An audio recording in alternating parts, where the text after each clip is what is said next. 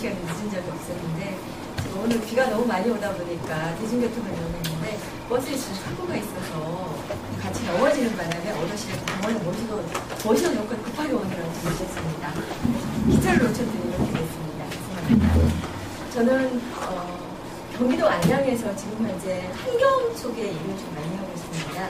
환경 쪽에 일을 많이 하고 있고 제가 태어난 곳은 경북 영주입니다. 소백산 자락에 있습니다. 그래서 제 소개를 먼저 드리자면 사실은 제가 이렇게 비 오는 날 굉장히 좋아합니다. 근데 제가 왜 이렇게 비 오는 날 좋아하는지도 몰랐어요. 근데 어른이 되는 어느 날 제가 봤더니 좋아하는 이유가 있더라고요. 제가 20년 가까이 소백산에서 이제 농사를 아버님이 지으셨는데 그 농사 짓는 내내 제가 아버지가 일어나시니까 매일 일어나 나갔어요. 엄마도 일하시고 하니까. 근데 비가 오는 날은 쉬잖아요. 쉬면서 아버지는 좀 안 주무시고 낮잠도 주무시고 엄마는 부침개도 구워주시고 그러면서 이 동네가 막 부침개 향기가 가득했던 기억이 있어요. 쉬는 날이었기 때문에 제가 비 오는 날을 좋아했더라고요. 근데 그랬구나 하고 어느 날 봤더니 이제 시간이 지나면 도시에서 살다 보니까 이런 것들 다 잊어버리고 살았어요. 작년하고 이제 그작년하고 올해까지 제가 텃밭을 좀 했습니다. 도시에서 안양에 샀는데 이 텃밭을 하면서 제가 비 오는 날을 좋아하는 이유가 좀 틀려졌어요. 지금까지는 쉬어야 되는 개념에서 농부가 농사가 잘할 수 있는 물을 안 줘도 되는 날 이렇게 좀 바뀌었습니다. 바뀌고 나서 또 시간이 또 흘렀어요. 그러다 보니까 지금은 굉장히 두려운 게 좀 큽니다. 왜냐하면 어제 저녁에 저기 오다 보니까 막 강물이 엄청나더라고요. 안양에도 1시간도 안 쉬고 1분도 안 쉬고 비가 계속 내렸거든요. 비가 내리면서 거의 도로가 다 마비가 됐습니다. 지하철역까지 오는데 15분 걸릴 거리가 30분 이상 걸릴 정도로 지금 도로가 다 막혀 있거든요. 근데 지금 이런 현상들이 문제들이 뭐가 있냐면 이런 문제가 있기 때문에 과연 이게 그때그때 일어나 잠깐 일어나고 치는 문제가 앞으로 계속 이런 문제가 일어나니까 이런 문제들이 지금 바닥이 시작해서 큰 환경적인 문제로 바닥이 시작했습니다. 그러면서 이걸 어떻게 해결할 건가 이런 고민을 지금 현재 하고 있습니다. 제가 저희 이제 소백산 얘기를 했는데 지금 현재 소백산에 저희 80억은 노무가 계시고요. 60억은 팔팔한 우리 오빠가 농사를 짓고 계세요. 사과 농사를 짓는데 여기 참 젊으신 분이 많아요. 저희 오빠가 거기서 청년이라고 그러더라고요. 근데 이 두 분이서 맨날 싸우세요. 싸우는 이유 중에 하나가 뭐냐면 80년 동안 농사를 지었던 우리 엄마가 보시기에는 안 맞는 게 있어요. 이게 새벽이 되면 농사꾼이 일어나서 일을 하러 가요. 자연에 맞춰서 일을 하고 낮에 식물도 쉬는 시간에는 또 쉬어야 되고 그리고 저녁에 해진을 해서 일을 해야 되는데 저희 오빠는 어떻게 되는데 아침 늦게 남들 출근하는 시간 정확하게 일어나서 일을 하면서 남들 때는 같이 놀고 자연의 흐름에 맞지 않다고 해서 둘이 싸우시고요. 또 어떤 때는 왜 싸우냐면 옆집에 농약을 쳐요. 근데 농약을 치니까 굉장히 튼실하고 이따만한 것들이 달립니다. 근데 우리는 어떻게 되는데 요만한 것들이 달리는데 농약을 옆집에 치는데 치질 않습니다. 이거 둘이서 맨날 싸우세요. 그리고 보면 이제 옆집에는 살아나올 밑이 막 괜찮아요. 아무렇지도 않아요. 왜냐면 농약을 많이 치니까 제초제 뿌리니까. 우리 오빠는 풀이 이만큼 자라도 제초제를 안 뿌리고 막 계속 이렇게 잘라내니까 이것도 마음에 안 드세요. 이런 차이가 뭐냐면 결국은 제가 봤을 때 농사를 오랫동안 지어오신 분들과 새로운 농사를 시작하시는 분들의 차이인 것 같습니다.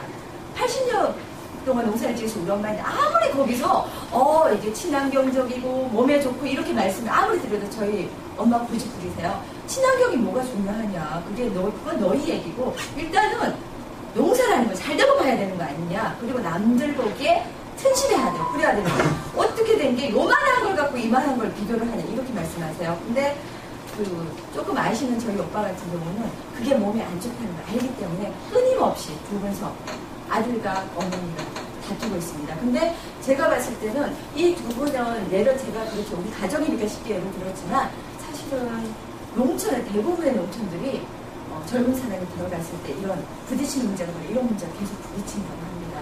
그랬을 때 이런 부딪힘을 어떻게 바라볼 건가 제가 좀 고민을 해봤습니다.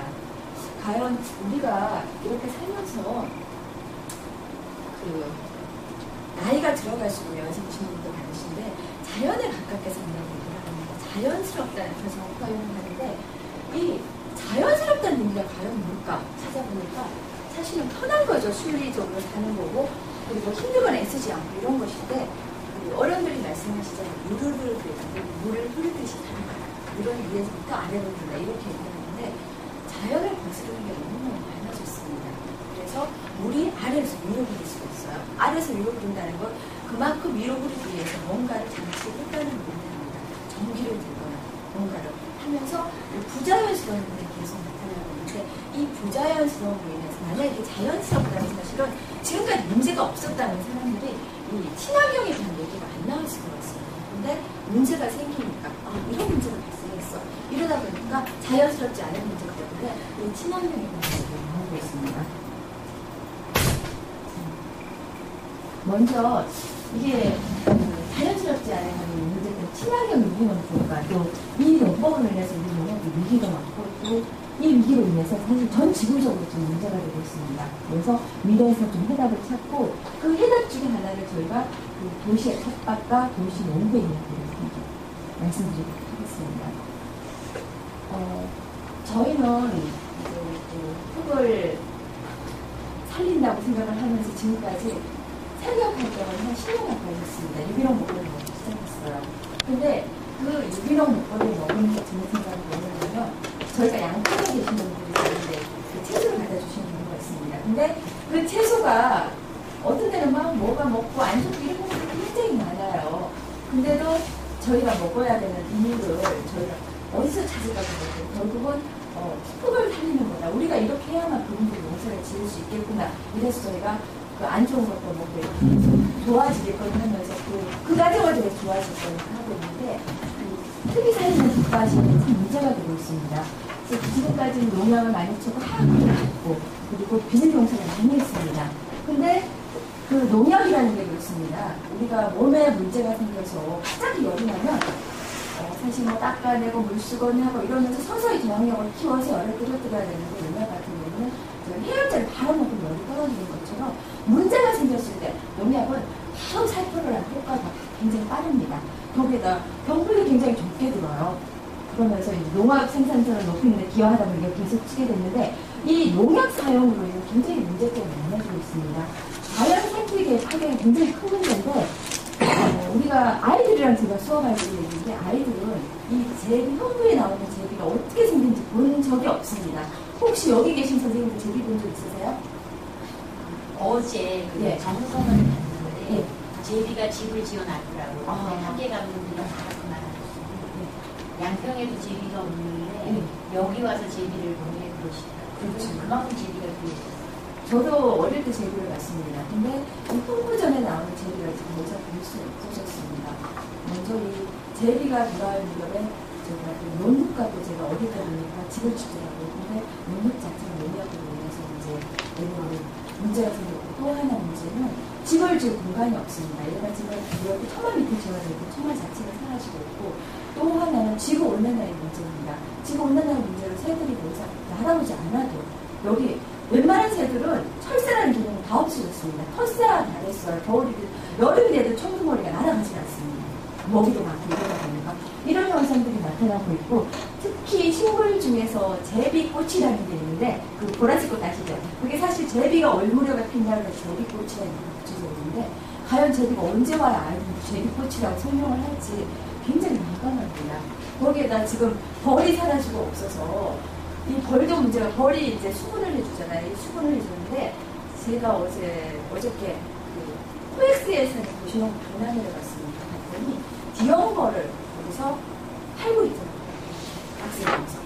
지금까지는 그런 벌들을 사오지 않아도 알아서 걔네들이 다 수분을 해줬는데 이제는 농사를 지을 때도 벌을 사서 직접 갖다 풀어놔야만 농사를 지을 수가 있는 시대가 되어버렸습니다. 그리고 심한 경우는 직접 이렇게 구설 하나 들고 벌의 역할을 합니다. 사람들이 버티고 한쪽으로 벌은 지금 사라지고 있습니다. 거기에다가 그 병충해 같은 경우는 갈수록 저항력이 낮아지고 있어요. 그러다 보니 조금 더 맹독생물이 계속 치고 있는데 옛날에 가장 좋은 항생제가 펜치닌이었어요. 근데 옛날에 2000단위였잖아요. 지금 20단위에서 사용 효과가 떨어집니다. 그리고 항생제를 하나 쓰기 시작하면 다른 계속 내성이 되는 쪽에 농약과 마찬가지입니다. 이런 문제가 있고 그러면서 웬만한 것들이 우리가 좋아하는 그 실제로 해충이 아닌 이충들도 사라지고 천적들도 사라지고 있습니다. 그뿐만 아니라 이 농약으로 인해서 토양이 오염되고 있어서 토양수나 미생물이 살 수가 없습니다. 특히 뭐 어떤 데는 그 3월 옛날에 토양은 거의 지렁이가 나와요. 요즘 지렁이가 아니라 저희는 안양 쪽에 가는데 거의 없어졌습니다. 토양 오염뿐만 아니라 수질 오염 가지고 문제가 흘러가기 때문에 그래서 이런 반딧불이라든가 미꾸라지, 우렁이 얘네들 뭐 물론 우렁이 우렁 농사 짓고 이런 데 있겠지만 거의 사라지고 있고요. 특히 식품 오염이 인체에 바로 문제가 이런 것들이 사실은 결국은 인체로 돌아오는데 우리가 일반적으로 생각할 때는 먹는 거에 대한 개념 내 몸으로 이렇게 들어온다고 생각하는데 식물질 흡수된 영양을 직접적으로 먹는 경우도 있고요. 인체를 먹으니까 먹는 경우도 있고 간접적으로 우리가 뭐 풀을 먹는 소라든가 이런 거는 간접적으로 먹으면서 체내에 축적되고 있습니다. 이런 축적된 게 나타나니까 30년 지나면 나타나는 것들이 지금 원인을 알 수 없는 병명들이 점차 늘어나고 있습니다. 그 원인은 어디서 발견했고요? 결국은 뭐 과학적으로 설명하는 걸 굉장히 좋아하는 과학적으로 이 많은 원인을 어떻게 되찾아낼 수 있겠습니까? 환경적인 요인이 굉장히 많아요. 특히 농약에 들어간 오시는 분들이 필요한 원인이고요. 농촌의 여성에 대해서 몰과 독성이 나타나고 있는 사실 농약 전리생도 도시에도 나타나고 있습니다. 그리고 도시의 산모들에게도 2000년도에 다이옥신 같은 문제가 있은 적도 있을 정도로 이 농약이 여러분들 지금 저희가 30년 동안 걸쳤던 농약들의 문제점이 지금 나타나고 있습니다. 저희가 이 굉장히 이쁜 색깔의 농약 농산물을 많이 좋아해서 근데 역시나 이런 것들이 결국은 잘 살려야 되니까 농사가 아니라 농업이다 보니까 이런 현상들이 나타나고 있고요. 두 번째는 멀칭인데 이 흙을 살리는 것 중에 제가 아까 자연스럽다는 걸 말씀드렸는데 오늘처럼 비가 내리면은 사실 저도 비옷을 입고 올 거라 생각을 했습니다. 근데 비옷이 좋은 점은 외부에서 비가 들어오는 건 사실 막아줄 수 있는데 내부에서 땀이 났을 때 걔를 밖으로 내보낼 수가 없습니다. 그러다 보니까 갈수록 고기능성 옷을 만들기 시작했어요. 근데 이 고기능성 옷을 만들고 이런 옷을 입고 있다는 걸 하면 얼마나 불편할까. 하루 종일 입고 있어야 되는데 가장 자연적인 형태가 자연 속에서 가장 좋거든요. 근데 어느 틈 비닐 멀칭을 하기 시작했습니다. 근데 이 비닐 멀칭에 대해서도 여러 가지 얘기가 있습니다.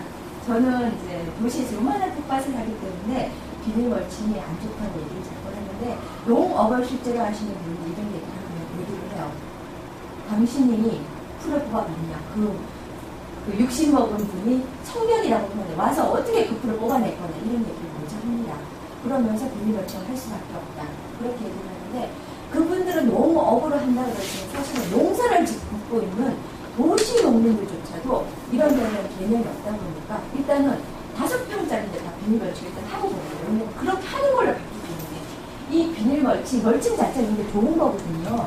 일단은 멀칭으로는 토양이 요즘처럼 비가 많이 되면 토양이 침식이 방지가 돼요. 그러면서 수분 증발도 방지해주고 온도 조절도 잡초도 억제를 해주는데 근데 웬만하면 몽글하게 하다 보니까 어느 틈엔가 이 산업 쪽에 이제 경제를 생각하다 보니까 제초제를 사용한 비닐 가지고 있는데 그러면 예를 들면 아예 풀이 안 나는 상태거든요. 우리가 이 비옷을 입고 막 흙을 것처럼 비닐을 이렇게 덮었을 때 흙안에 미생물이 가서 제대로 숨을 쉬면 살 수가 있을까 이 생각을 한번 해봐야 되겠고요. 저희 오빠가 제가 이런 얘기를 했더니 화를 내면서 그래요. 어떤 땅에는 한 2년 정도는 푸시가 많은 곳에서 비닐을 덮어야 된다. 그래서 푸시를 줄인 다음에 그 다음에 유기농으로 남는다. 이런 말씀을 하세요. 농업을 하시는 분이라서 그러신 것 같고요. 그래서 이 비닐 멀칭을 하지 않더라도 다양한 이런 멀칭 방법들이 있거든요. 저희가 지난달에 안양시에서 도시농업 이런 가정을 저희가 했습니다. 했는데 저희가 한 60분 가까이 오셨어요. 근데 이 가정을 듣고 속이 끝난다고 하셔가지고 당장 하신 일이 뭔가 봤더니 동네 풀을 다 뜯어가다가 이렇게 다 입고 오셨어요. 멀칭을 하면 좋다 그러니까. 그래서 이렇게 풀멀칭이라든가 여러 가지 볏집을 못 하기 때문에 이런 걸로 멀칭을 하는 방법을 좀 고민을 해봐야 되는 시점입니다. 그래서 풀도 농부에게 사실 이건 자원이죠. 그럼 풀을 뽑아서 덮어주는 거예요? 예. 저분들은 풀을 뽑아서 덮어줬어요.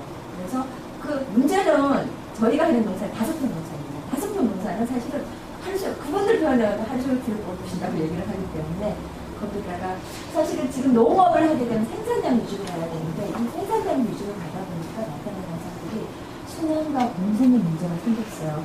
그래서 더 이상 이제 그 자연계는 순환되지 않고 같은 흙이 순환하지 않는 구조가 됐으면 멀칭 같은 거 하면서 그리고 토양을 옛날에는 소가 경영을 다 했습니다. 근데 소는 다 없어졌어요. 특히 시골 갔을 때 여쭤봤는데 소를 모시는 어른들이 많이 계시다 이제. 그리고 길들여진 소가 없어서 경영을 할 수가 없다고 그러니까 기계로 하는 특히 트랙터처럼 큰 걸로 하다 보니까 땅이 밑에가 다 낮아지고 있어요. 걔가 위로 달려서 갔다 왔다 보니까 그러면서 그 위에 밑에 요만큼은 갈아놔야지 밑에 딱딱해져 수입력으로 들어갈 수 없는 상황이 있습니다. 우리가 운동장을 생각하시면 돼요. 운동장이 있습니다. 운동장에다 저희가 식물을 심는다고 생각해보세요. 식물들이 자라면 어떻게 될까? 운동장이라서 사실 잡초도 잘 안 나잖아요.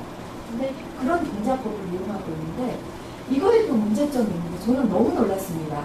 어디 답사를 가서 들었는데 저희가 이제 이렇게 그 안양이라든가 서울에 근교에 계신 분들은 체험학습 이런 쪽으로 내려오게 돼요. 특히 고구마, 감자, 키위 체험 같은 건데 고구마 자체 성격 자체가 걔는 성질이 밑으로 깊숙이 들어가는 성질을 갖고 있습니다.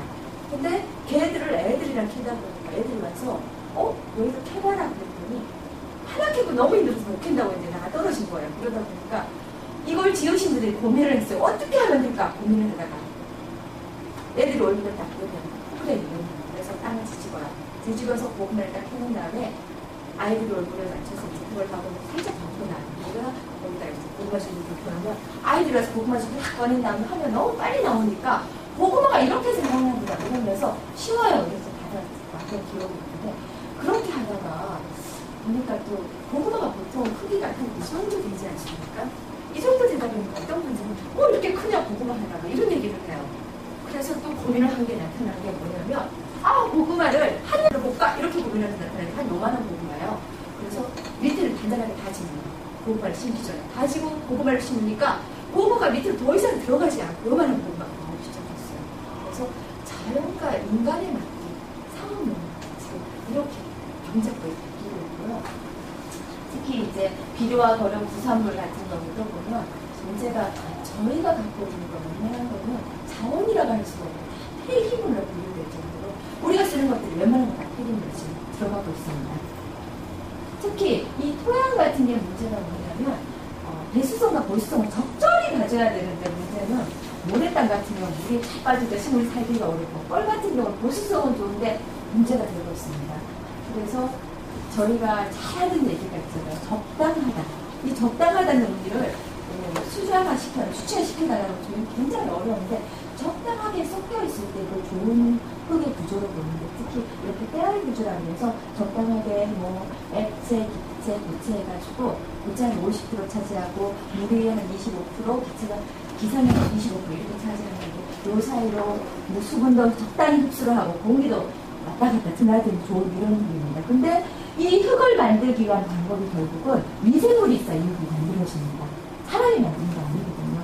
그걸 저희가 고려를 해봐야 되고 특히 또 이제 작물을 보면 병해충을 방지하기 위해서 농약을 농가에 짓게 아니라 작물을 살리면 사실은 우리가 농사를 짓는 이유 중에 하나가 여러 가지가 있겠지만 그 작물을 키우는 게 저희 목적이잖아요. 농사를 짓는 거가. 그래서 이 작물들을 어떻게 건강하게 키울 거냐 했을 때 어렵지만 그 농약이 아닌 것들이 굉장히 더딥니다. 시간이 뭐 하냐면 해충이 문제가 돼서 잡는 한참 걸려요. 그래서 마남이라든가 목초액이라든가 지금 위에 음식을 잘 사용을 하고 있고요. 그리고 또 고추 같은 경우는 현미를 30대 정도 희석하면 굉장히 좋다고 그럽니다.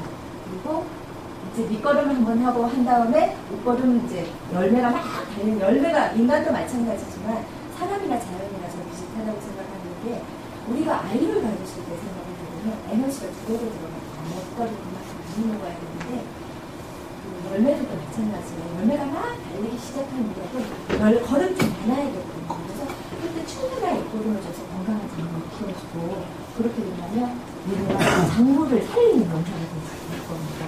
그리고 이 세종 시대, 15세기에도 저희가 그 옛날에는 농사가 가장 예쁨이었죠. 그래서 농사 직설도 나오고 있는데 거기 보면 보리와 밀 심고 나서 심기 전에 추수하기 전에 고사에 콩을 심어서 콩이 자라는다면 이제 배고 난 비가 다시 자라고 이런 것들을 하기도 하고요.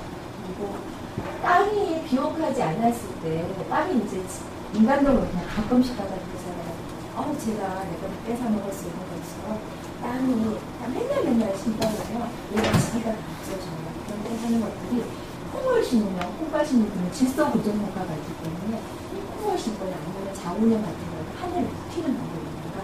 이렇게 해서 그 토양을 살린 다음에 심는 방법입니다. 그래서 콩과 같은 경우는 사실 우리나라가 콩의 주사를 처음에 우리나라 콩이 시작했는데 세계적으로 콩과 심을 활용하고 있습니다. 특히 같이 찍으면 좋은 작물들이 또 하나 있는데 고추와 배추를 같이 하면 굉장히 좋은 게 배추 흰나비가 고추를 싫어해요. 그래서 배추 벌레 유충 알을 낳아야 되는데 알을 낳아 못 가기 때문에 이게 좋고요. 그리고 고추와 들깨를 또 같이 저는 이걸 몰랐습니다. 왜 심는지 저희가 그 도시 농업 전문가 사전 아까 안양에서 했다고 말씀드렸는데 토종 종자를 저희가 구하러 왔습니다. 그래서 시들리가 토종 종자를 구하고 묘종을 사왔는데 그 모종을 사면서 모종을 만들어 놓으신 분들이 두 개를 더 주시더라고요. 고추와 들깨를 가져가 딱 주시고 대파, 토마토도 주시더라고요. 그래서 그걸 사러 가셨던 분들 왜 주는지 모르고 일단 받아오셨어요.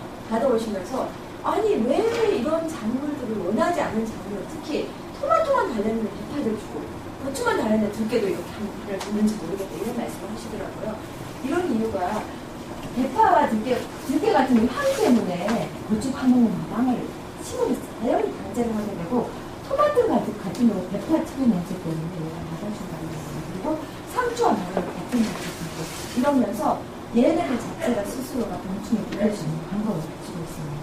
이게 오늘 저희가 알아낸 게 아니고 옛날 조상들이 이렇게 농사를 지었던 방법을 찾았던 이유도 많았었고 그리고 요즘은 그 밭에 가면 메리골드라는 식물을 많이 심고 있습니다. 그 메리골드가 이 탕을 되게 싫어해요. 대충들이 싫어해서 메리골드를 심는 거면 메리골드가 그 꽃, 저희는 요만한 텃밭인데 메리골드를 하나 심어놨어요. 그래서 조금 잘 키워보겠다. 그리고 또 하나의 문제는 저희가 텃밭을 두 개를 갖고 있습니다. 하나는 저희끼리 하는 텃밭이 있고 하나는 같이 하는 텃밭이 있어요. 근데 같이 하는 텃밭에 문제가 생긴 게 뭐냐면 그 텃밭에 갔더니 저희가 상추를 먹을 수 있는 환경이 없을 정도로 벌레들이 많았습니다. 그래서 이쪽은 똑같은 작물을 심는데 왜 그럴까 연구를 해봤더니 이쪽에 텃밭의 주인들이 뭘 했냐면 다 약을 치셨어요. 오늘 아침에 가면 양념치가 진동을 합니다. 약을 치셔놓으니까 거기에 있는 벌레들이 저희는 다 왔어요. 다 와서 다 먹고 있어요. 근데 이쪽은 전체가 같이 안 치다 보니까 지금 굉장히 건강한 상태입니다. 그렇다고 이쪽 밭과 이쪽 밭을 비교했을 때 어느 밭이 거리를 많이 줬을까 봤더니 사실은 벌레를 먹은 밭이 되게 많이 줬거든요.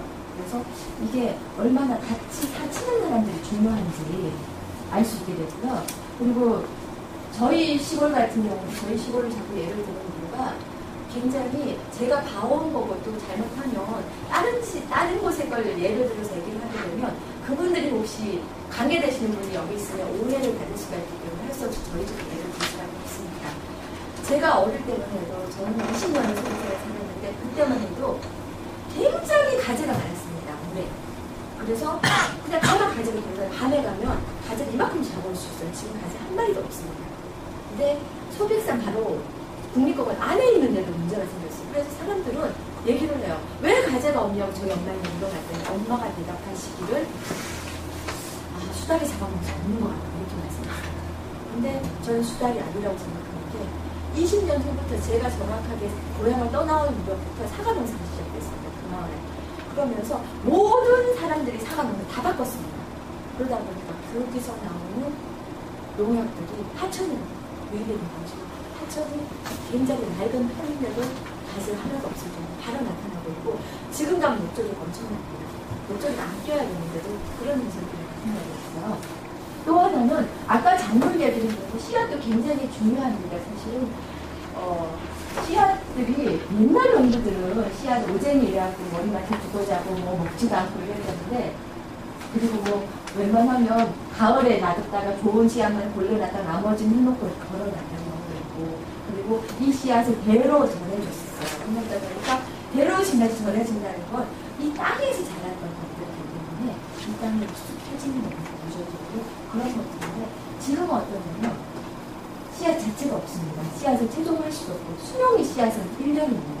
잡종 교배는 다 이게 잡종이다 보니까 다음 세대를 심을 수가 없습니다. 다행히 채종을 해서라도 요번에 고구마를 100개를 달려게 했으면 다음번에 고구마 10개에서 안 달려주는 잡종에서의 그 종자에서의 문제죠.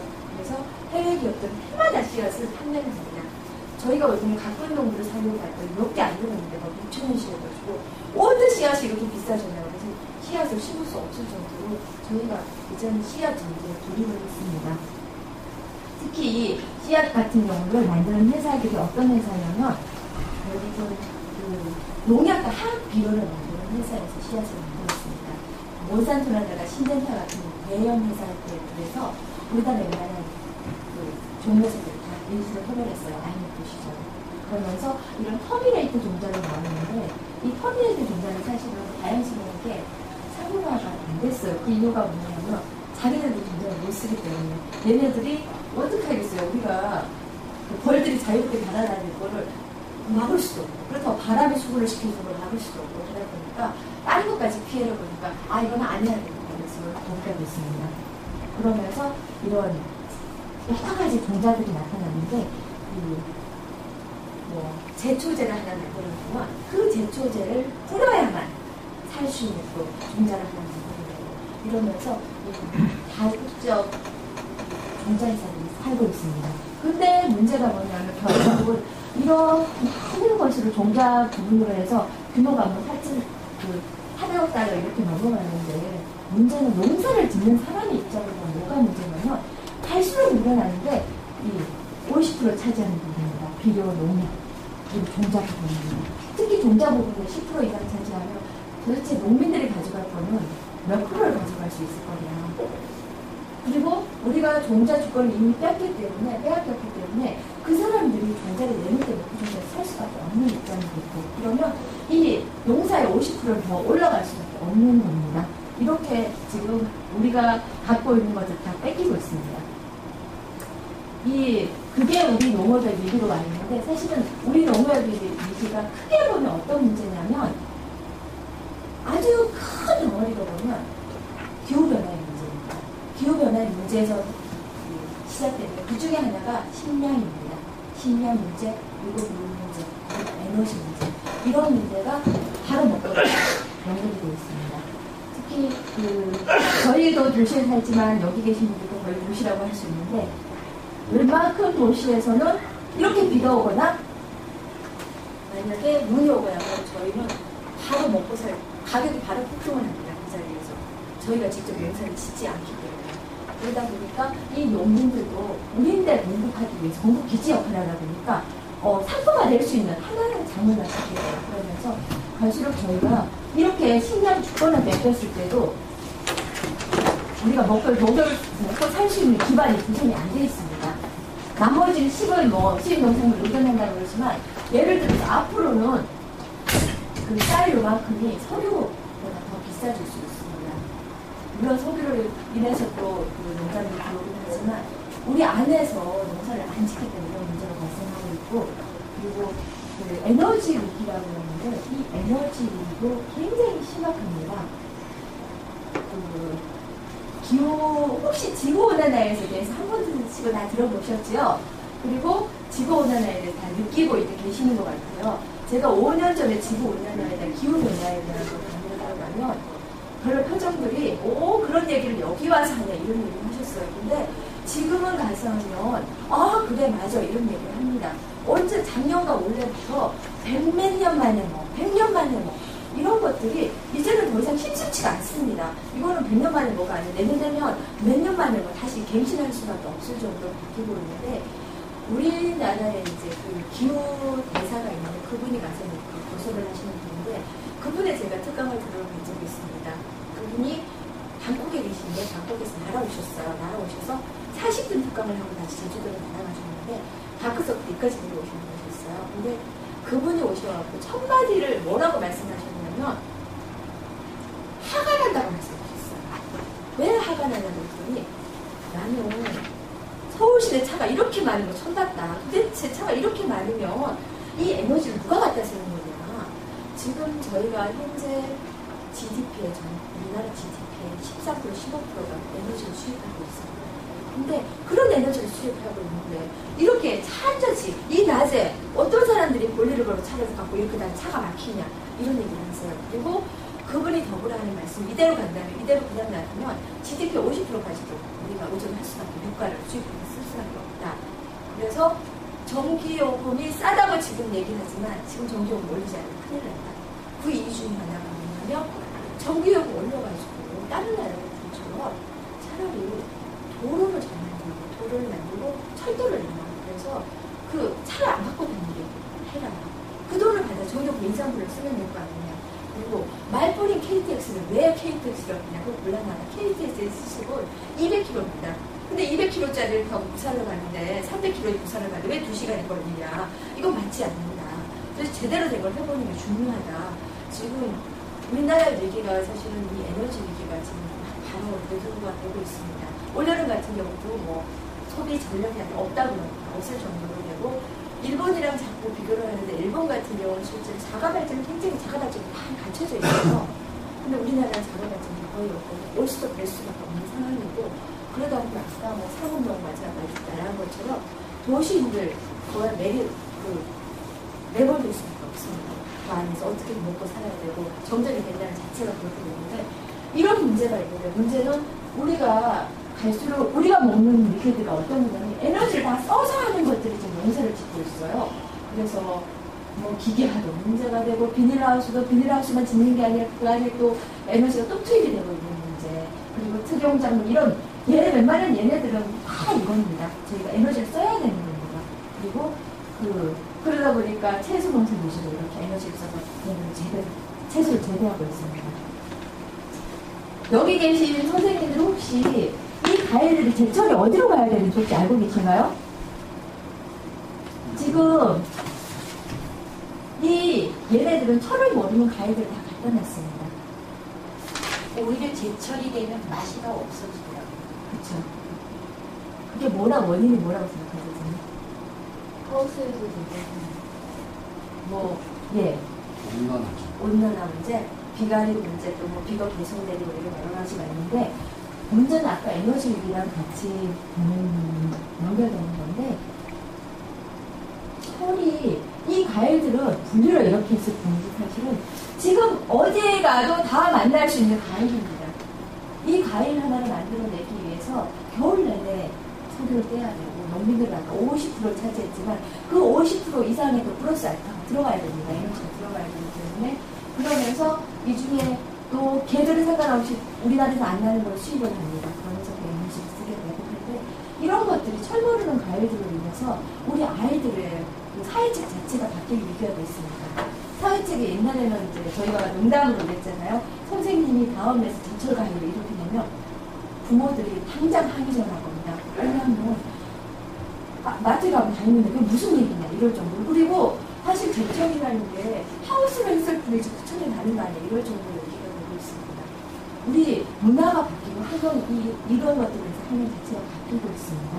그러면 이런 거 하나하나가 얼마나 많은 우리 생활에 영향을 나눠주는지 특히 우리 미래 아이들에게 어떤 영향을 주는지 저희가 한번 생각을 해볼 시점입니다.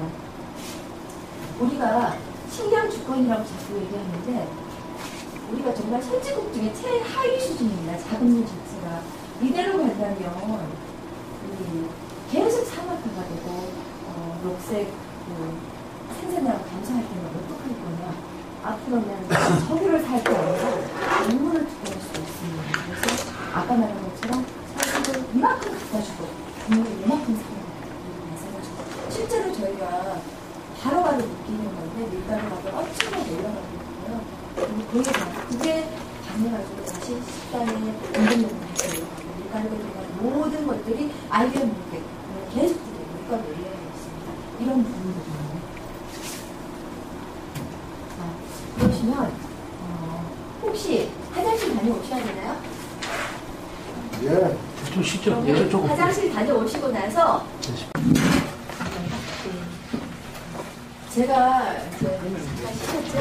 저는 이 도시 농업 자체가 정말 이렇게까지 사람들 안에 바꿔주고 몰랐습니다. 제가 그 뭐지 알았는지 어떻게 알았냐면 어떤 모임을 제가 갔어요. 모임을 갔는데 그분은 남들이 말하는 강남구 밀치동에 사시는 분인데요. 있는 동네라고 이제 표현을 하잖아요, 저희가. 근데 그분이 얘기를 해요. 자랑스럽게 요즘에 문화가 바뀐다 이렇게 얘기해서 무슨 문화가 바뀌었냐고 그랬더니 그분 친구들이 골프를 이제 안 친대요. 골프 안 치고 뭐 하냐고 그랬더니 새벽에 일찍 일어나고 농사를 짓고 오신답니다. 마치 나가 농사를 짓고 회사를 출근하신대요. 그리고 저녁에 또 빨리 가신대. 왜 빨리 가시냐고 그랬더니 빨리 가서 물도 주고 잘하는 걸 보는데 너무 재미있다고 말씀을 하세요. 그분이 기업가셨거든요. 그래서 저희가 이 도시농업 육성법이 제정이 됐는데 제정된 것보다 더 빠르게 사람들이 도시에 있는 사람들이 이 농업에 관심도가 굉장히 높아졌습니다. 특히 그 강남권에 기업하시는 분까지 골프 대신 내가 이걸 사니까 너무 좋다고 표현하시는 걸 보니까 이 도시농업은 앞으로 굉장히 무궁무진할 것 같습니다. 먼저 이 도시농업을 보시기 전에 저희가 그 농업이라면 그냥 조그만다고 할 수는 없지만 한 부분을 보는 것보다는 지금은 이제 저희가 봐야 될 게 굉장히 전체적인 부분이 있습니다. 우리가 친환경 유기 농업을 해야 되는 여러 가지 이유 중 하나가 저는 여기에서 찾으려고 그러거든요. 한번 영상 한번 보시도록 하겠습니다. 불 좀 꺼주시면 되겠습니다.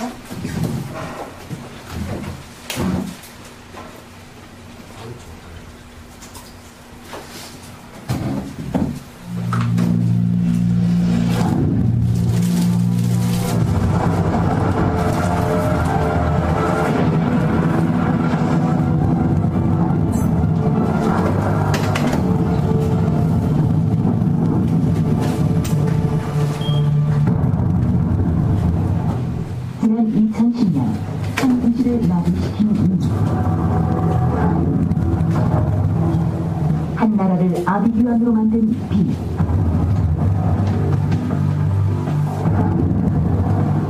그리고 한 계절을 지옥으로 만든 더위.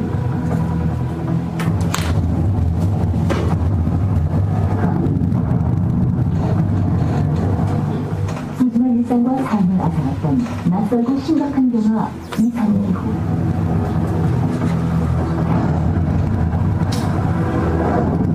우리나라에서도 이미 시작된 이상기후의 시대. 인류가 앞당긴 기후의 변화 속에 우리의 미래가 바뀌고 있습니다.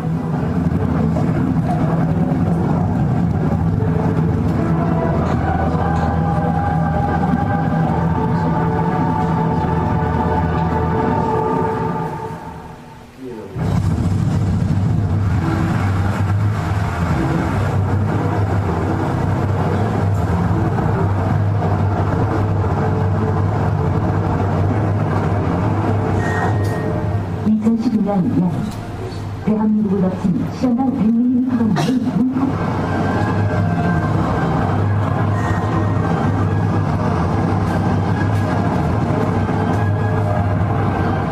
이 기록적인 폭우로 중부지방은 초토화가 됐습니다.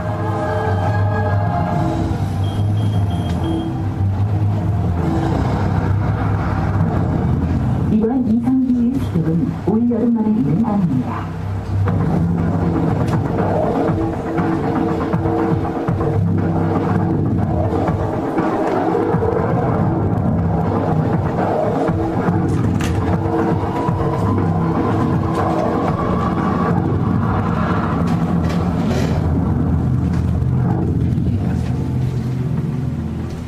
더욱 자주, 더욱 강하게 나타나는 기후의 변화는 왜 일어나는 것일까요? 지구의 기온 변화는 지구 자체의 자연 변동이겠지만은 최근의 경향으로 봐서는 화석 연료의 소비 등 인간의 여러 활동으로 인한 요인들이 지구 온난화 혹은 더 나아가서 기후 변화에 여러 가지 영향을 미치는 것으로 알려져 있습니다. 우리는 지구 온난화를 부추기는 많은 원인 중 이산화탄소의 영향에 주목해야 합니다.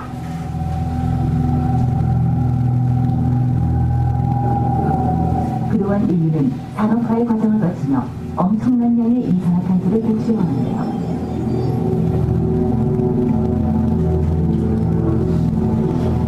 이 이산화탄소는 어떤 역할을 하는 걸까요?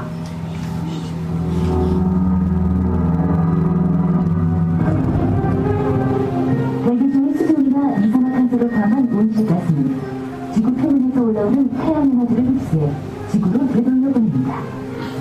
이를 통해 대기의 온도가 적절히 유지되는데요.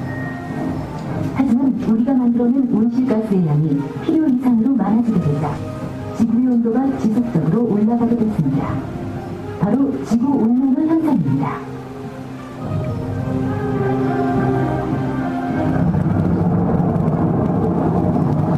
지구의 온도가 높아지면서 극지방의 얼음이 빠르게 녹아내리고 있습니다. 이로 인해 지구에 흡수되는 태양에너지의 양도 급격히 증가하고 있죠.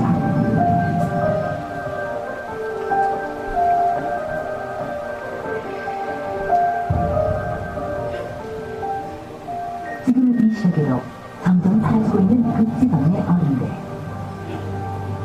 지구온난화로 인한 이상기후의 모습으로 다가오고 있습니다.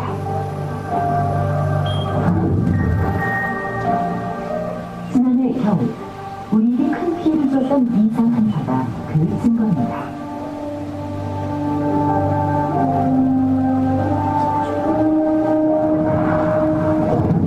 북극의 평균 기온이 평년보다 약 10도씨가 높은 이상고온 현상이 오랫동안 지속되었습니다. 이러한 현상은 북극에 있는 찬 공기를 차단시켜주는 역할을 하는 벡터질이라는 단풍대가 북극의 고온 현상이 지속되면서 좀 차가스해지고 거기에 따라서 북극에 차단되어 있던 찬 공기가 동쪽까지 내려오면서 한파가 발생했습니다. 우리가 만들어낸 이산화탄소 때문에 빠르게 뜨거워지고 있는 지구.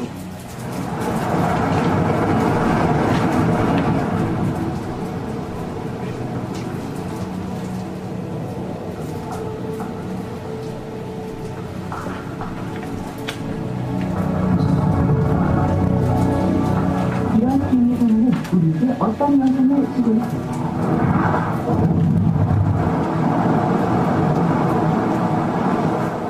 어장을 펼쳐놓은 그물에 해파리가 가득합니다. 어민들의 삶의 사정은 어장은 물론 한반도 바다 전역을 해파리가 점령해버렸습니다. 때를 지어다니며 물고기의 먹이를 모두 먹어치우는 생태계의 파괴자 해파리. 해수온도의 상승도 그 수가 급격하게 늘어난 것입니다.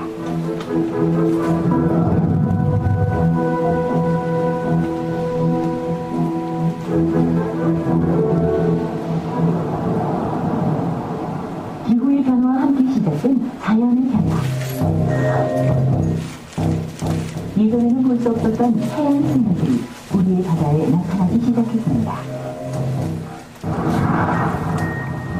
기후변화로 바다의 온도가 높아지자 난류성 어종들이 한반도의 바다까지 몰려온 것입니다.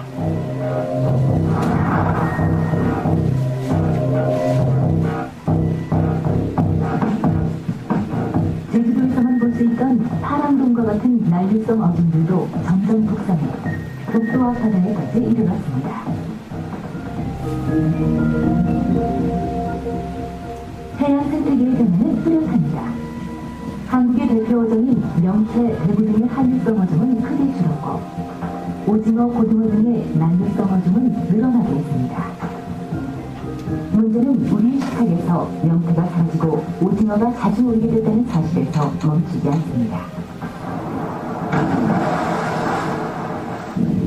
동해 지역에서 확산되고 있는 갯녹음 현상. 생명이 뿌리내릴 수 없는 하얀 석회 바닥이 끝없이 이어집니다. 어패류는 물론 해조류까지 모두 죽는 바다의 사막화. 갯녹음 현상 또한 해수온도의 상승도 더욱 심화되고 있습니다.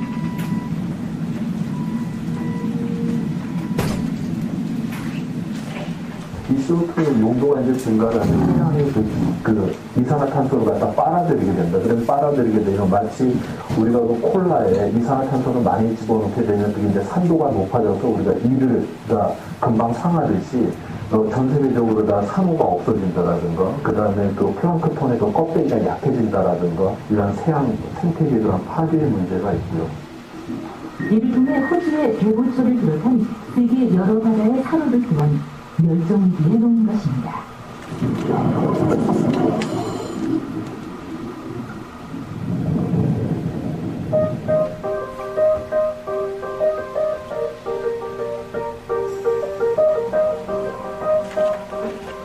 자연 생태계의 위협은 육지에서도 시작되고 있습니다. 생명의 소리가 들리지 않는 고요한 양봉장. 꿀과 일벌들로 가득해야 할 벌집이 텅 비어 있습니다. 전 세계적으로 나타나고 있는 벌의 집단 폐사. 기온 상승으로 면역력이 떨어진 벌들이 쉽게 병에 걸리기 때문인데요. 벌이 사라지자 꽃들은 수정되지 못한 채 지고 사람들이 직접 꽃가루를 옮겨야 하는 상황에까지 이르렀습니다.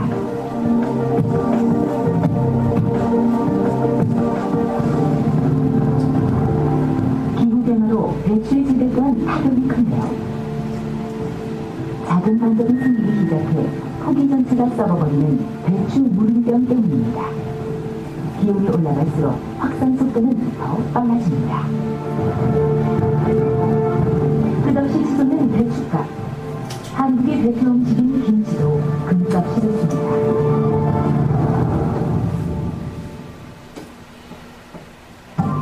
때가 되면 일손을 모아 김치를 담그던 김장철의 풍경도 기후의 변화와 함께 달라지고 있습니다.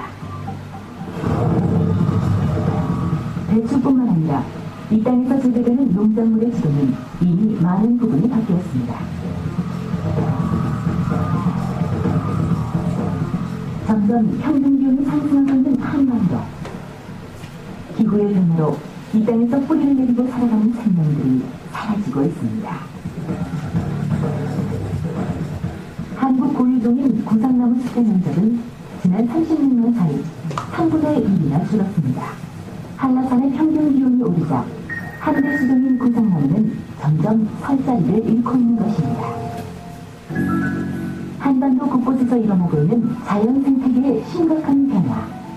이것은 산과 바다를 넘어 우리의 건강까지 위협하는 현실로 다가와 있습니다.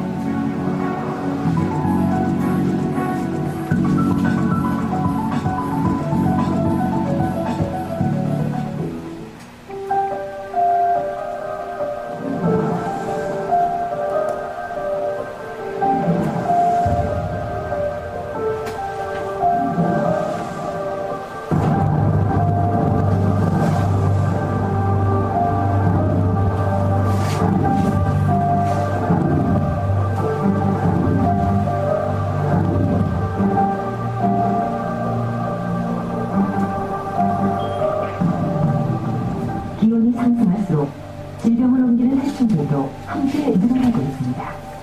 특히 모기가 옮기는 전염병 말라리아는 최근 다시 증가하기 시작해 말라리아 위험 지역까지 발표하게 됐습니다.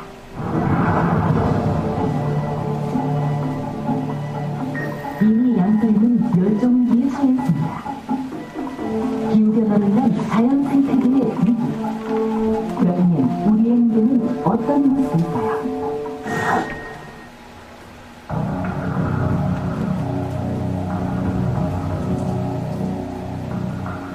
우리가 배출하는 이산화탄소의 양에 따라 2.8도에서 최대 4.8도까지 상승하게 됩니다.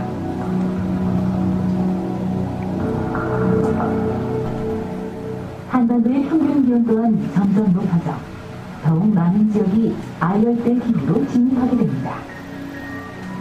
우리가 배출하는 이산화탄소의 양이 더욱 많아지게 되면 변화의 폭은 더욱더 커집니다. 평균 기온이 3도 이상 상승하게 되는 2000년 한반도의 여름은 지금보다 훨씬 뜨거워집니다. 올여름과 같은 끔찍한 폭우의 현상도 더욱 잦아질 가능성이 큽니다. 평균 강수량 또한 증가하게 됩니다. 또한 한 지역에서는 폭우가, 다른 지역에서는 가뭄으로 인한 피해가 동시에 발생하는 극과 극의 기후 현상도 더욱 자주 일어나게 됩니다.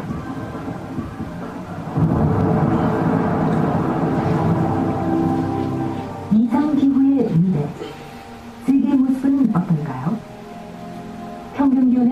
높아지고 계속 높아지는 해수면. 세계 곳곳에 계시는 물에 잠기게 됩니다. 새롭게 그려지게 세계지도. 우리의 자연, 우리의 일상까지 바뀌는 기후재앙의 미래는 이미 현실이 되었습니다. 기후변화는 먼 미래의 일이 아닙니다. 시시각각 곳곳에서 벌어지는 현재의 일입니다. 폭우와 폭설, 홍수와 가뭄, 지금 우리 주변에서 일상화된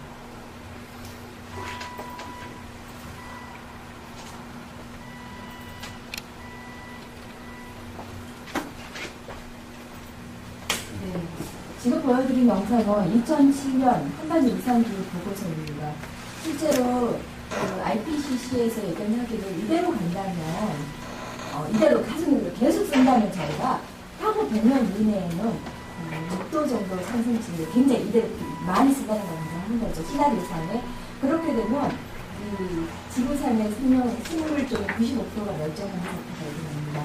그랬을 때 우리까지는 괜찮을 것 같습니다. 근데 우리 밑에 세대들은 어떻게 할 건가? 저희가 이걸 고민해야 되는 지속 가능성이라고 지속 가능성이 있는데 이걸 어떻게 할 거냐? 과연 우리 아이들이 컸을 때 저희가 이제 가면서 아이들이 이런 변화를 기업변화를 계속 몸으로 느끼기 때문에 왜 그랬어 엄마 이랬을 때 저희는 뭐라고 답을 해줄 수가 있을지 미래 세대들 거 저희가 다 쓰고 썼기 때문에 문제가 됐고 그리고 인류가 끊임없이 시대가 변화해왔습니다. 부석기, 신석기, 청동기, 철기, 화석 연료 시대까지 넘어왔습니다. 근데 지금까지 해오면서도 한 번도 청동기가 떨어져서 철기로 넘어간 적은 없었습니다. 근데 지금은 화석 연료 시대에서 신재생 에너지 시대로 넘어가고 있습니다. 이 이유가 뭐냐면 화석 연료가 고갈됐기 때문에 지금 넘어가고 있는 추세라고 있습니다. 그래서 전 지구적으로 봤을 때 그러면 각 분야별로 이걸 어떻게 대처해 나갈 거냐 이 방법이 나와야 되거든요. 그 방법 중에서가 이 농업 쪽에서는 그럼 어떻게 대처할 거냐. 이상기후는 계속 나타나고 있고 여름에 비가 많이 못 오고 가물 때는 계속 가뭄이 있어요. 그럼 지금 농사는 어떻게 할 것이며 저희 아까 사과나무 얘기했는데 저희 영주 쪽의 사과지는 이제 다 캐내는 추세입니다. 왜냐하면 벌써 한계선이 올라가기 시작했기 때문에 내년에 시작하고요. 이게 강원도까지 다 올라가고 있습니다. 한계선이 계속 올라가고 있고 농업 부분은 거기에 맞춰서 우리 지역에 맞는 그 농산물을 바꿔야 되는 시점이 됐습니다. 근데 이렇게 바꾸더라도 인간의 힘으로 어쩔 수 없는 부분이 바로 이런 부분입니다. 이렇게 오른손에 비가 나면 그걸 어떻게 하겠습니까, 저희가.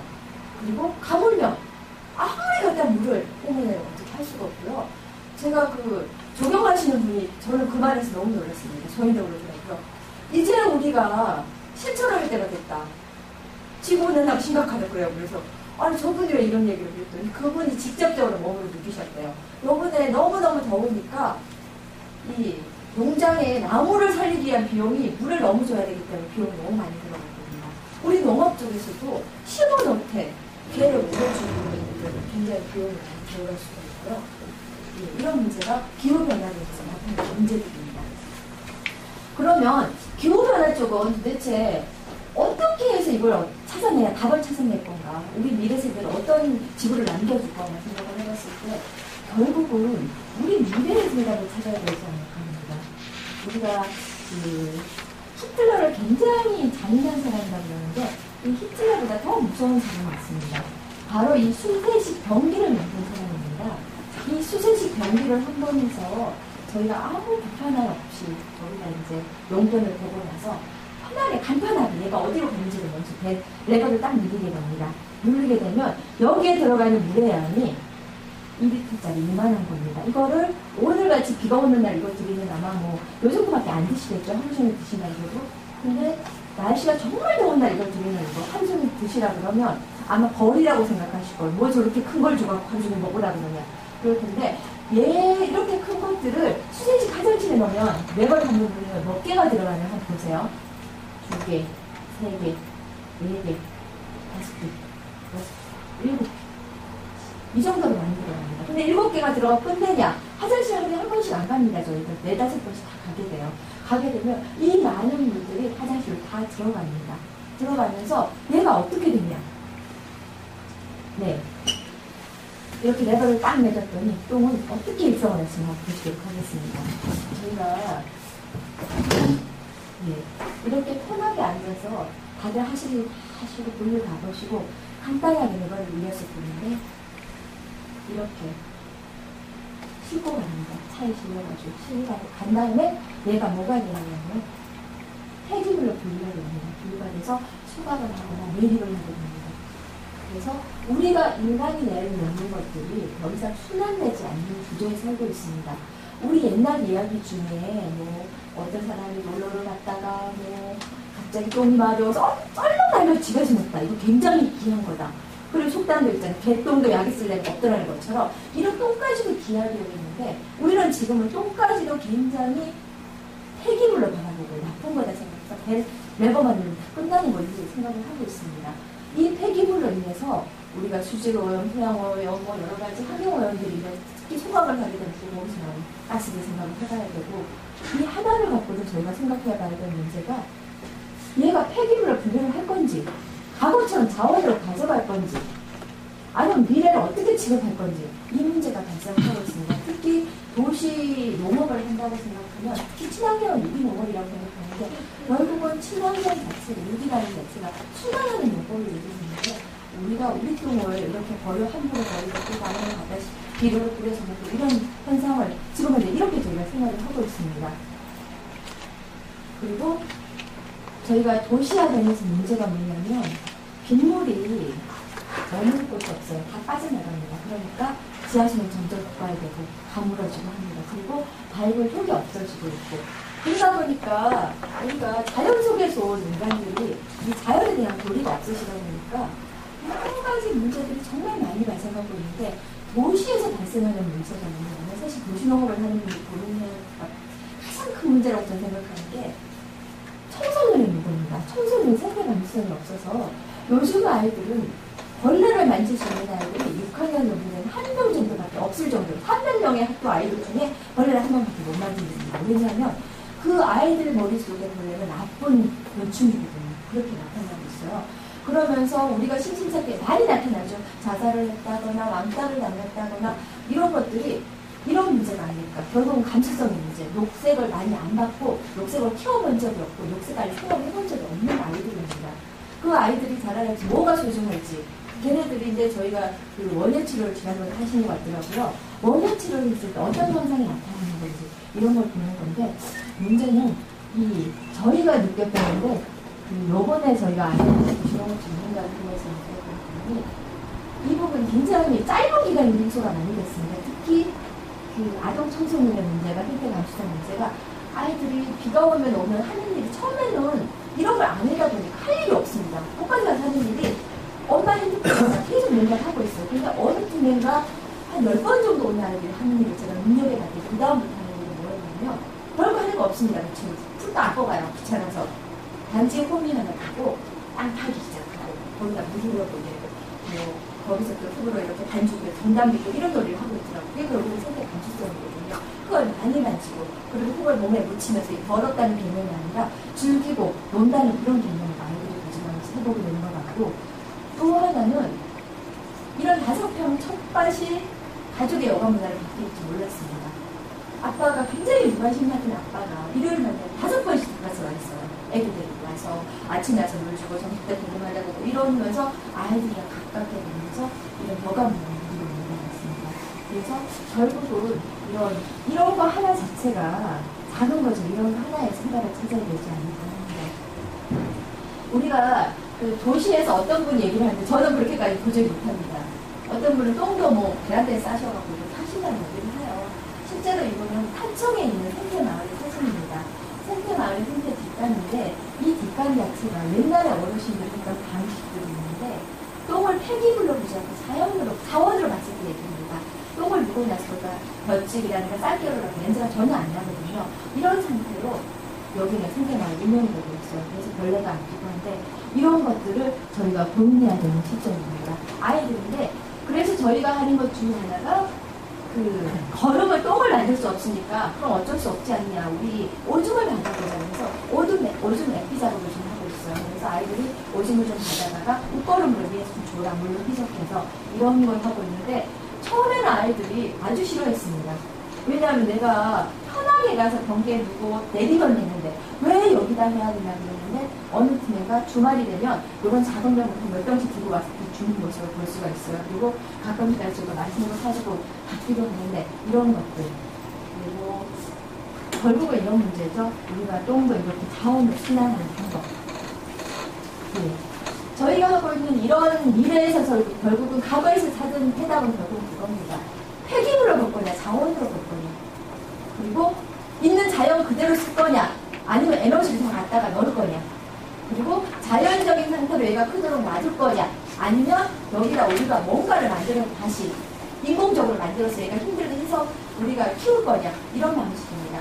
이런 걸 고민하게 되면 결국은 이제 과거에서 답을 찾아올 수밖에 없고, 우리 옛날 어른들의 방식이 저는 참 느꼈던, 저도 요즘은 웬만하면 이런 걸 안 쓰려고 해요. 일회용이 저는 도대체 그렇게 많이 나올 줄 몰랐습니다.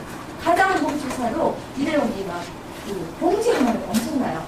그래서 그 농업 분야뿐만 아니라 환경 쪽에 그 공업하시는 분들, 그쪽도 지금 산업 쪽 문제가 지구온난화에 지금 문제세우고 있는데, 그 중에 하나의 그 얘기가 그렇더라고요. 포장지를 경량하겠다. 그런 식으로 하겠다. 그럼 포장지가 어떻게 경량하냐? 그랬더니 어떤 그 교수가 나와서 그러더라고요. 우리가 리필을 하지 않냐. 세제 리필하고 뭐 이런 거 하는데, 그렇게 리필을 하면 리필 용기가 부족하다. 그러면 그럴 필요가 없이 그렇게 하다가 콜라 사이다 뭐 이렇게 해서 리필해서 이렇게 다 받아보는 거죠. 그런 걸 마트에 놔두면 도시인들이 가서 내가 용기를 하나 갖고 가서 거기서 필요하면 버리고 딱 받아오면 그 용기를 없애주지 않냐. 좀 비밀 재질을 이런 얘기를 합니다. 그리고 이런 이런 페트병 같은 경우는 이게 얼마나 재질이 두껍고 따라서 이게 들어가는 게 많으니까 이거 어떤 식으로 얇게 하면서도 강화시킬 수 있는 방법이 없을까? 이런 거를 산업계 좀 굉장히 고민하고 있는 걸 본 적이 있습니다. 우리 농사를 짓는 분들도 고민해야 되는 게 옛날에 어른들의 방식 중에 이런 게 있습니다. 저희가 편하게 지금 고기를 사면 이렇게 저도 생각을 하지만 그걸 너무 싫어하는 이유 중에 하나가 어떻게 고기를 금방 잡아왔냐는 거고 검은색 용기에 넣어서 거기다 랩으로 씌워서 이렇게 갖고 있는 거예요. 근데 옛날 어른들은 단순하게 그다가 신문지 싼 줄줄 말아서 집으로 이렇게 보내왔어요. 그래서 그걸 집에 갖고 왔을 때 폐기물로 나오는 게 거의 없었어요. 제 기억에는. 집은 갖다가 썰어서 벌을 주던지 아니면 버리면 걔가 버림이 되든지 이런 방식이었는데, 우리가 생활 속에서 아무 변화를 이루지 않고 간단하게 큰 거만 변화해야지가 아니라 하다못해 제가 도시 농업 쪽을 얘기했는데, 수박을 살 때 수박이 이렇게 묶어진 끈 같은 거 있지 않냐. 그럼 그 끈 당신 어떡하냐. 그 끈이라도 가져와서 묶어라. 그걸로 왜 줄을 사다 끈을 사다 다시 묶냐. 그거 써도 되는데. 그럼 생활 속에서 하나하나를 갖고 와야 해답이다. 큰 걸 갖고 오는 건 해답이 아니다. 작은 거 습관화시키자. 이런 얘기를 했습니다. 그래서 저희 도시 농업이 그런 식으로 지금 많이 바뀌어가고 있는데, 이 도시 농업에 가시면 다시는 못할 수 있거든요. 그 토신이 10cm만 돼도 100제곱미터 정도의 옥상 텃밭하는 역할을 했습니다. 빗물 저장하고 그리고 산소를 저장하고, 특히 옥상을 만약에 옥상 텃밭을 만들게 되면 난방비가 정말 중요하게 됩니다. 그리고 여가 활동 아까 얘기했던 것들이 여기서 다 나오는데, 그 중에 경제적인 문제가 조금 상충되는 부분이 좀 발생을 합니다. 먹을거리 확보라 그러는데 도시에서 먹을거리 확보 안 됩니다. 먹을거리 확보라 그러면 상추 이 정도는 되지만, 만약에 도시인들이 도시에서 먹을거리 확보를 한다면 농민들은 어떻게 되겠습니까? 농민들은 농사를 짓는 게 어디고 도시에 일하는 사람들은 산업 쪽에서 일을 하는데 서로의 역할이 틀린데, 도시에서 이런 걸 생산하게 되면 서로 경쟁 관계가 되는 거랑 마찬가지거든요. 그래서 도시의 텃밭들은 물론 5평짜리 갖고 할 수 있지만, 이게 우리가 사먹는 게 얼마나 싼지, 농민들이 얼마나 고맙게 농사를 짓는지 이 정도는 아닌데 이렇게 알면서 고마워하면서 먹는 게 바로 이 도시 텃밭의 기능이 아닐까, 목적이 아닐까, 이 생각이 좀 해본 적이 있습니다. 일자리 창출은 사실은 텃밭을 이렇게 상자 텃밭 갖고 이런 부분. 특히 갈수록 저희가 논이 없어지고 있는데, 이 논의 기능이 아까 했던 특수한 작물 같은 걸 다 논을 자꾸 바꾸다 보니까 없어지고 있습니다. 실제로 논의 기능은 그렇게 대단합니다. 논이 가지고 있는 효과가. 네. 그래서 농업의 가치를 따져봤더니 결국은 눈에 보이는 거는 35조밖에 안 되지만 실제 다원적 가치를 평가해봤더니 67조나 됩니다. 이렇게 특히 그 중에서 우리가 갈수록 정말 비는 많이 내릴 거기 때문에 홍수 조절 효과가 굉장합니다. 그리고 수질 정화, 그리고 수자원 분야 뭐 이런 부분이 앞으로 물이 계속 많아질 거니까 문제인데 홍수 조절 효과는 계속 커질 거라고 보여집니다. 제가 심었던 산자 텃밭입니다. 이 산자 텃밭은 어디에서 작업을 했냐면 지역 아동센터, 서울에 있는 지역 아동센터입니다. 서울은 도시입니다. 그 도시에서 텃밭 찾기 너무 힘듭니다. 그래서 도시는 그럼 어떡하냐, 텃밭이 없는데 텃밭을 만드는 걸로 개념을 가져가고 있습니다. 그래서 도시의 텃밭을 쉽게 만드는 방법이 상자 텃밭입니다.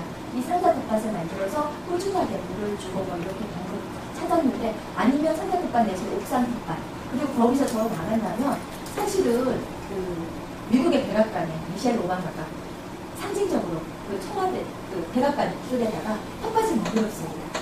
근데 도시에 농지가 없는데 그럼 어떡할까요? 그러면 도시의 공원을 왜 그대로 두냐, 제가 그런 얘기를 했습니다. 도시 공원에 가면 잔디가 깔려있어요. 잔디에 사람도 들어가지도 못하는데 거기가 차라리 작물 심으면 어떻겠냐, 이런 얘기를 한 적이 있습니다.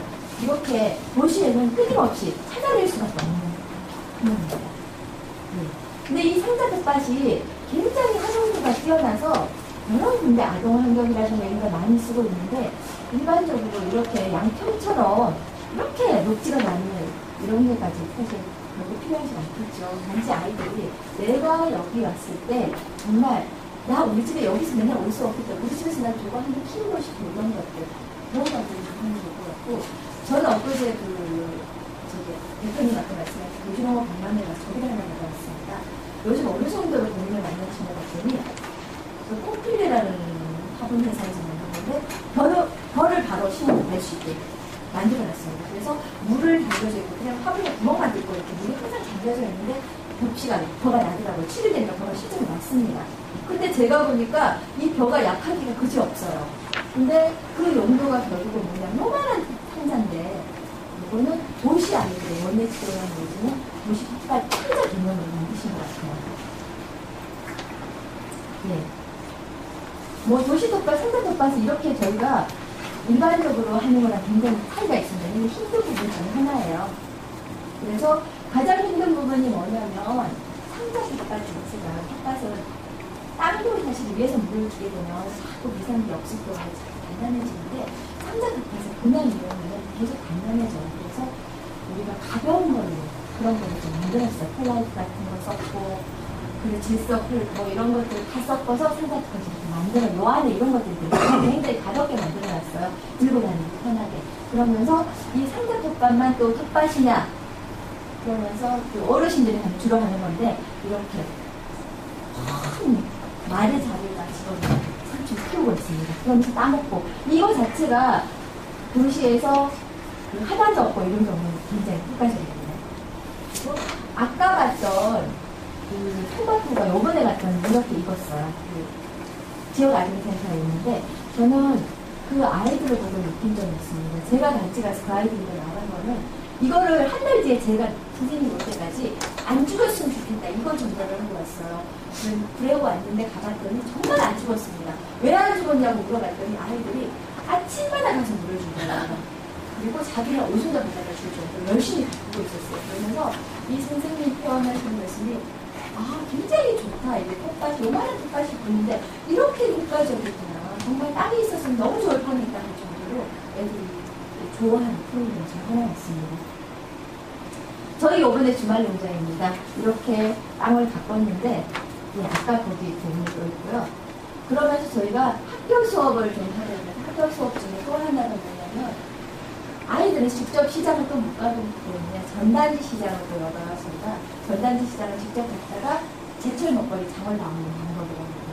아니면 이 장을 직접 봐왔을 때 이 에너지가 어디서 오는지 푸드가 있는지까지 이거 수업을 통해서 얘기를 하고, 그럼 아이들이 생각보다 실물이 없어서 그렇게 굉장히 즐거워하는 것 중에 하나입니다. 그래서 실물을 놓고 하면 어떨까 이 생각을 좀 해봐서 굉장히 재미있게 이 아이들이 할 수 있다면, 그리고 도시 농부들이야 뭐 사실 다 이런 부분 하죠. 2학년은 뭐 식사나 먹을거리까지도 고민하기 때문에 이게 연관이 되니까 당연히 도시에서는 도시 농부가 나올 수밖에 없고, 에너지기부터 시작해서 먹을거리까지 있기 때문에 실제로 저희는 식생활 교육까지 들어갑니다. 식생활 교육 중에 여기가 왜 이게 안 좋은지를 들어가고 나서야 상자 텃밭을 했을 때 내가 갖고 있는 좋다는 걸 느낄 수가 있고, 안양시는 학교 급식, 초등학교 학교 급식이 친환경으로 들어가고 있습니다. 저희가 지금 꿈꾸는 건데 사실은 이 음식 만들어 먹는 문화가 이렇게 좋을지 저도 몰랐습니다. 여기 계신 분들 다 모르는 분들이시거든요. 근데 도시 텃밭을 하기 전에는 현재 이분들 이렇게 모여서 도감을 나눌 수가 없었는데, 단지 이렇게 텃밭을 그냥 분양받아서 옆에 있는 사람이라는 이유만으로서 이렇게 즐겁게 얘기를 할 수 있는 계기가 있습니다. 그래서 어딘가에 와서 먹으면서 같이 먹는다는 자체가 좋은 것 같습니다. 그리고 저희가 했던 프로그램 중에 또 하나가 뭐였냐면, 이 옆에 있는 게 상추 쌈밥이에요. 이걸 역시나 또 저희가 요리사분을 모셔다 했습니다. 대학 교수님이셨는데, 별거 아닌 제철에 많은 것들이 나오는데 대체 이걸 어떻게 나눠 먹을 거냐, 어떻게 해 먹을 거냐 방법을 고민하다가 집에서 쉽게 해 먹어야지 요리로 가져가면 곤란하다. 요리가 아닌 쉽게 해 먹는 걸 찾아내라 그래서 이 쌈밥을 만들었는데, 아이들도 좋아하고 어른들도 굉장히 좋아하는 것 중에 하나입니다. 특히 이제 뭐 학교 수업도 편한데 저희 학교 수업을 갔더니 반만 가져가면 되더라고요. 반만 이렇게 양념을 딱 가져가고, 상추는 옆에 거 아이들이 직접 뜯어서 먹어보니까 아이들이 그 상추를 사실 이렇게 할 때 두세 입밖에 안 먹는 되게 즐거워했고요. 아까 만든 토마토 같은 경우도 썰어서 직접 썰어서 그다가 이제 샌드위치를 만들어 먹는 경우도 있습니다. 그리고 아이들이랑 또 수업 중에 하나가 가을 되면 저장식품, 저희가 그 제철 채소를 써야 되니까 저장식품 만드는 것부터 이런 것까지 아이들 다 얘기를 하고 있습니다. 네. 저희가 옛날 어르신들이 하는 방식 중에 저희가 처음 배울 게 뭐냐면, 옛날 어르신들이 만들어 놓은 게 참 슬기롭다고 느끼는데 이유가 없는 게 하나도 없었습니다. 다 이유가 있더라고요. 저희는 이 별거 아닌 신흥제가 무슨 의미가 있을까 하고 났더니 그 의식 자체가 이 농민들에게 주는 영향을 했습니다. 이 의식 하나를 위해서 내 마음을 미치게 되고 소망을 가질 수 있게 되고, 그리고 감성을 가질 수 있는 계기가 되고요.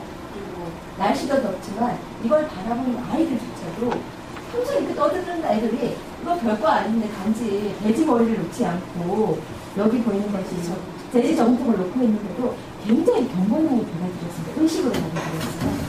의식이 아니라 저희는 시작을 하나 더 하는 거였는데도 이런 걸 보면 아이들이 뭔가 시작해주고 이런 게 중요하다고 생각을 했습니다. 네, 저희가 지금까지 봤던 것들이 저희가 하고 있는 도시에서 친환경 느낌이 있거든요. 그리고 저희가 직접 안양에서 하고 있는 거라는데, 사실 안양은 굉장히 척박한 도시입니다. 도시농업을 할 수가 없을 정도로 우리나라에 농지가 없습니다. 거의 다 건물이고, 그리고 웬만한 없는 곳입니다. 그럼 이곳을 어떻게 할 거냐 저희가 고민을 해서 결국은 만드는 거는 만드는 방법밖에 없다는 것입니다. 그래서 근데도 불구하고 시의 재정이 그렇게 넉넉하지 않으니까 사람들이 할 수밖에 없고, 그럼 사람들이 하려면 결국은 교육의 필요였으니까 이거를 알지 못할 때는 단지 이게 별거 아니군 그러면서 뭐 저런 거를 하지만, 그냥 저희도 안양시에서 어떤 때는 이런 적이 있었어요. 아무 의미 없지 상자 텃밭을 나눠준 적이 있습니다. 얼마씩 내고 가져가세요. 그랬을 때 그분들이랑 상자 갖다가 집에 싸니까 갖다 놓은 게 다였거든요. 근데 그것을 교육으로 가져갔을 때, 교육이 끝난 다음에 상자 텃밭을 들고 갔을 때 효과가 굉장히 컸습니다. 이렇게 키우는 거고요. 그리고 교육을 받고 난 뒤에 작물의 자랑을 정말 눈에 띌 정도로 배우고 행하는 거기 때문에 차이가 있었습니다. 우리 대한민국이라 그러는 거지만 지구 안에 가면은 자기 때문에 대한민국에 사실 도시농업이 친환경 운동을 과연 뭘까 봤을 때는 결국은 같이 살아가는 방법을 만들어내는 거라고 저는 생각을 합니다. 그래서 여러분 여기 계신 분들이 좀 생활 속에서 같이 살아가는 소박한 방법을 좀 찾으셨으면 하는 게 제 소망입니다. 그래서 저는 참고로 실천할 게 딱 두 가지밖에 없습니다. 제가 종이컵 사용 안 하기는 한 5년 됐고요. 손수건 사용, 휴대폰. 이 두 가지는 정말 무슨 일이 있어 사용을 하고요. 그리고 안양시에서 제가 환경교육을 많이 가는데, 환경교육을 할 때 왜냐하면 보고 대중교통이나 택시를 이용하는 적이 한 번도 없고, 그리고 저의 철칙처럼 나 있습니다. 자전거를 타고 간다거나 이렇게 지켜야 될 것들을 꼭 가지고 있어요. 근데 도시농업이라든가 유기농업을 하시는 분들 고민을 할 수밖에 없는 지점이 얘가 작물이 병들었을 때 약을 줄 거냐 이제 이런 고민을 가질 수밖에 없습니다. 뭔가 나의 철학이 없다면 사실 무너질 기적을 끝도 없이 무너지고 지킬 수 있으면 힘들게 지키게 되는 습관이 될 수밖에 없습니다. 이런 부분을 좀 생각해 보셨으면 좋겠습니다.